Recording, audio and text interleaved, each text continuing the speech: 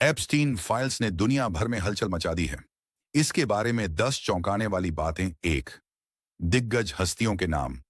फाइलों में दुनिया के सबसे शक्तिशाली लोगों के नाम सामने आए हैं, जिनमें पूर्व अमेरिकी राष्ट्रपति बिल क्लिंटन और Donald Trump, British Prince Andrew और माइक्रोसॉफ्ट के संस्थापक बिल गेट्स शामिल हैं।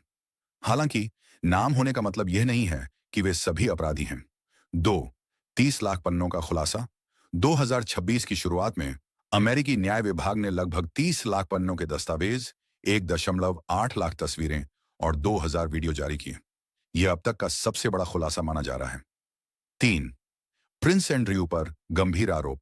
दस्तावेजों में वर्जीनिया जिफ्रे द्वारा ब्रिटिश राजकुमार एंड्रयू पर लगाए गए यौन शोषण के आरोपों के विस्तृत विवरण हैं। एंड्रयू ने इन आरोपों से इनकार किया है, लेकिन वे इसके कारण कई शाही सम्मान खो चुके हैं।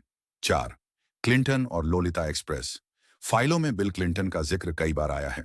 पीड़ितों ने दावा किया कि उन्होंने क्लिंटन को एप्स्टीन के निजी द्वीप और उसके निजी जेट, जिसे लोलिता एक्सप्रेस कहा जाता था, पर देखा था। 5, डोनाल्ड ट्रंप के साथ संबंध।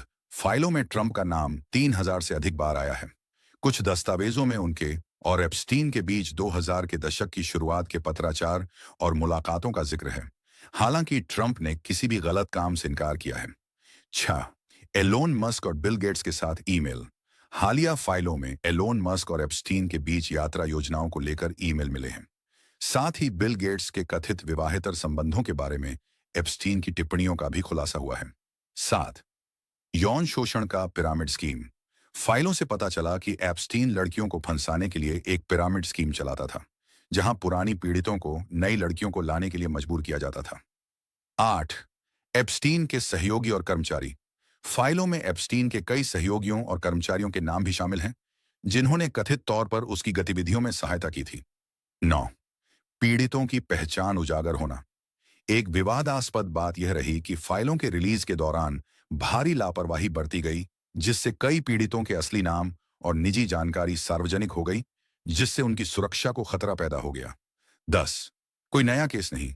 इतनी बड़ी संख्या में फाइलें बाहर आने के बावजूद अमेरिकी न्याय विभाग ने संकेत दिया है कि इनमें मिली जानकारी के आधार पर फिलहाल कोई नया आपराधिक मामला दर्ज नहीं किया जाएगा।